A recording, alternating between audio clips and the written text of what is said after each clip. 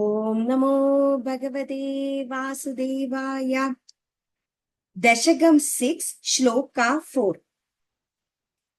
ത്വദ്ബ്രഹ്മരന്ധ്ര പദമീശ്വര വിശ്വകന്ദ ചന്ദാസി കേശവ കനാകാ തവ കേശപാശ ഉല്ലാസി ചില്ലിയുഗളം ദ്രുഹിണസ്യ ഗേഹം പക്ഷ്മാണി രാത്രി ദിവസൗ സവിതാ ച നേത്രേ. ത്വദ് ഭഗവാന്റെ ബ്രഹ്മരന്ധ്ര സുഷുമ്നാഗ്ര പദം ഭാഗം ഈശ്വര. ഇവിടെ വിഷ്ണു ഭഗവാനെ കുറിച്ചാണ് പറഞ്ഞത്.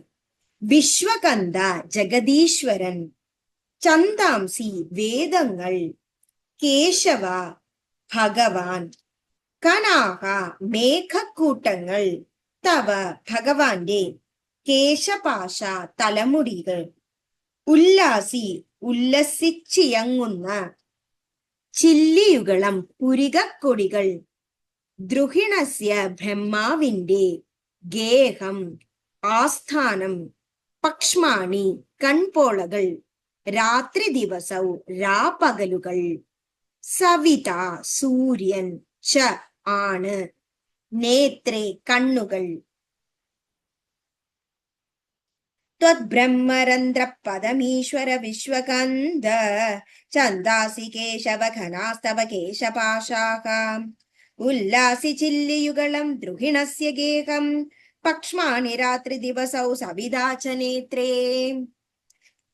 ഇവിടെ ഭഗവാന്റെ സുഷുമ്നാഗ്ര ഭാഗം, അതായത് ഭഗവാൻ പലതരത്തിലുള്ള വേദങ്ങളും ഉപനിഷത്തുകളുമെല്ലാം ഈ മേഘക്കൂട്ടങ്ങൾ പോലെയാണ്. അത് ഭഗവാന്റെ ഉല്ലസിച്ച് കിടക്കുന്ന തലമുടിക്കുള്ളിലാണ് ഭഗവാൻ വെച്ചിരിക്കുന്നത്. ആ ഓരോ വേദങ്ങളും പുരാണങ്ങളും ഇതിഹാസങ്ങളുമാണ് നമ്മൾ ആ മുനിമാരിൽ നിന്നും പഠിക്കുന്നത്.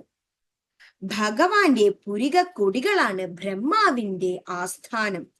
അതുപോലെ ഭഗവാന്റെ കൺപോളകൾ രാവും പകലുകളുമാകുന്നു. അതുപോലെ ഭഗവാന്റെ കണ്ണുകൾ അതിൽ സൂര്യനും ചന്ദ്രനുമാകുന്നു. ഇവിടെ ഭഗവാന്റെ മുഖത്തിലെ ഭാഗങ്ങൾ ഏതൊക്കെ ആണ്? അത് നമുക്ക് ബ്രഹ്മാവിന്റെ ആസ്ഥാനമായാലും രാപ്പകലുകളായാലും സൂര്യനായാലും ചന്ദ്രനായാലും ഭഗവാന്റെ ആ വേദങ്ങളെല്ലാം ആ തലമുടി ചുരുളുകളിൽ ഇരിക്കുന്നതായാലും എങ്ങനെയാണെന്നാണ് ഇവിടെ വർണ്ണിക്കുന്നത്. Thank you. ഓം നമോ ഭഗവതേ വാസുദേവായ.